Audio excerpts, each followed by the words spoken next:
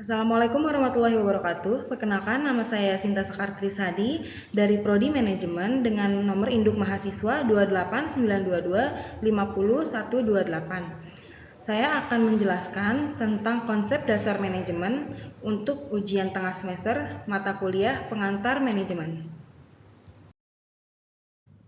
Manajemen adalah istilah yang berkaitan dengan organisasi, perusahaan, atau badan usaha. Dalam Kamus Besar Bahasa Indonesia atau KBBI, arti manajemen adalah penggunaan sumber daya efektif untuk mencapai sasaran. Selain itu, arti lain dari manajemen adalah pimpinan yang bertanggung jawab atas jalannya perusahaan dan organisasi. Secara keilmuan, manajemen diartikan sebagai proses yang mengatur pemanfaatan sumber daya manusia secara efektif dan efisien sesuai dengan ilmu pengetahuan dan seni untuk mencapai tujuan tertentu. Konsep dasar manajemen. Kata manajemen diambil dari kata manajemen dalam bahasa Inggris, yaitu turunan kata dari to manage yang artinya mengurus tata laksana atau ketatalaksanaan. Sedangkan orang yang mengaturnya disebut manajer. Dari pengertian di atas, dapat disimpulkan bahwa manajemen adalah cara seorang manajer dalam mengarahkan, membina, dan memimpin orang-orang yang menjadi karyawannya supaya usaha yang sedang dijalankan dapat mencapai tujuan yang telah ditetapkan. Dikutip dari buku Dasar-Dasar Manajemen tahun 2015 oleh Dr. Badrudin MAG, konsep dasar manajemen dapat dibagi menjadi 4, yakni sebagai ilmu pengetahuan, sebagai seni, sebagai profesi, dan sebagai proses. Yang pertama, sebagai ilmu pengetahuan. Manajemen dapat menjadi rujukan atau dasar ilmu pengambilan keputusan di dalam perusahaan maupun kehidupan manusia secara umum. Dengan ilmu manajemen, proses manusia bekerja sama dapat diukur dan dievaluasi. Yang kedua, sebagai seni. Manajemen bukan hanya sebatas teori. Ilmu ini bergerak fleksibel seperti seni yang terkadang tidak bisa diprediksi. Ketika berada di lapangan, manajemen dibutuhkan untuk bisa bekerja fleksibel dalam menghadapi segala tantangan. Yang ketiga, sebagai profesi. Konsep manajemen sebagai profesi merujuk pada proses manajer atau staf manajemen yang bekerja secara profesional untuk perusahaan dan mendapatkan gaji sesuai dengan keahlian mereka. Yang keempat, sebagai proses. Manajemen merupakan sebuah cara pengelolaan yang berarti membutuhkan waktu untuk bisa mencapai hasil yang diinginkan. Proses ini berkaitan erat dengan fungsi manajemen di dalam perusahaan. Kemudian, macam-macam konsep manajemen. Secara umum, terdapat 8 macam konsep manajemen, mulai dari produksi, sumber daya manusia, keuangan, hingga pendidikan. Yang pertama, manajemen produksi. Secara garis besar, manajemen produksi merupakan sebuah perencanaan dan pengelolaan segala hal yang memiliki kaitan dengan proses pengadaan barang maupun jasa. Dalam perancangan setiap rencana harus memperhatikan faktor produksi yang tersedia. Faktor semacam bahan baku, tempat produksi, mutu bahan, sampai produk final yang dihasilkan menjadi penentu sebuah produksi bisa dikatakan berhasil. Guna meningkatkan kualitas, maka manajemen harus mampu mengelola semua faktor tersebut untuk mendatangkan keuntungan bagi perusahaan. Manajemen juga bertanggung jawab dalam pengefisienan semua faktor produksi serta mengawasi setiap kegiatan ekonomi yang berlangsung di dalam perusahaan. Kemudian manajemen SDM. Untuk meningkatkan mutu perusahaan dan juga meningkatkan pendapatan, maka harus didukung dengan sumber daya manusia yang berkualitas pula. Tanggung jawab menemukan dan membentuk SDM yang demikian adalah tanggung jawab dari manajemen. Selain itu, manajemen juga harus mampu menciptakan relasi yang positif di antara SDM agar proses menjalankan rencana manajemen bisa berjalan dengan lancar karena tidak ada konflik. Kemudian yang ketiga, manajemen pemasaran. Dalam tujuannya mendatangkan keuntungan. Manajemen perusahaan dituntut untuk mampu berpikir kreatif dan dinamis dalam memasarkan produk yang dimiliki. Selain melakukan promosi, manajemen juga harus mampu mengevaluasi dan menganalisis setiap tindakan yang sudah dibuat.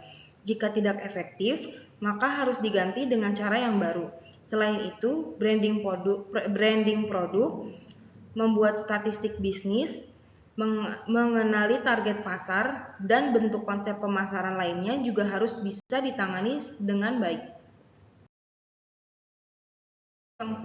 Kemudian yang keempat, manajemen keuangan.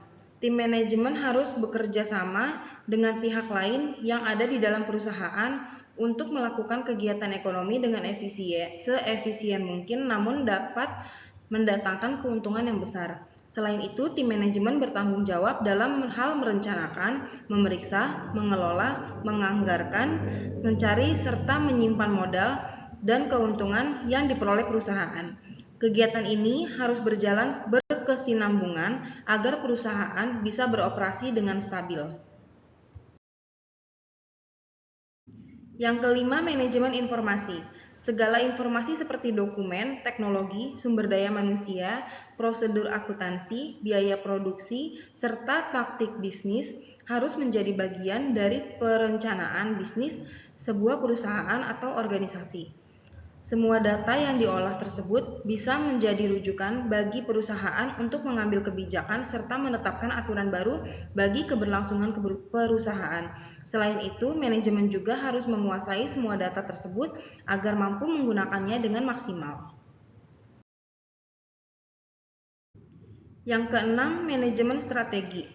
Manajemen strategi erat kaitannya dengan manajemen informasi. Hal ini disebabkan strategi akan bisa tercipta jika terdapat data yang valid sehingga keputusan bisa diambil guna menetapkan tujuan dan target perusahaan di masa depan. Dalam prosesnya, pengambilan keputusan ini juga melibatkan semua bagian fungsional bisnis karena memang saling berkesinambungan. Manajemen juga harus mampu mengalokasikan sumber daya, baik manusia maupun alam dan bahan baku agar bisa mencapai target yang sudah direncanakan. Kemudian yang ketujuh, manajemen operasi. Wilayah bisnis yang dimiliki manajemen operasi hanya berpusat pada proses produksi. Berbeda dengan manajemen operasional, manajemen operasi mempunyai jangkauan yang lebih sempit. Di dalam manajemen operasi terdapat pula kegiatan memelihara dan mengembangkan setiap hasil produksi agar mendatangkan keuntungan. Jadi, semua input faktor produksi semacam tenaga kerja, dan bahan baku diawasi pengelolaannya agar bisa mendatangkan output seperti yang dikehendaki, terutama kualitasnya.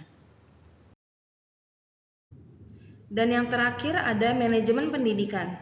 Berbeda dengan beberapa manajemen di atas yang berfokus pada proses untuk mendatangkan keuntungan, maka manajemen pendidikan lebih berfokus pada peningkatan mutu sumber daya manusia lewat pendidikan.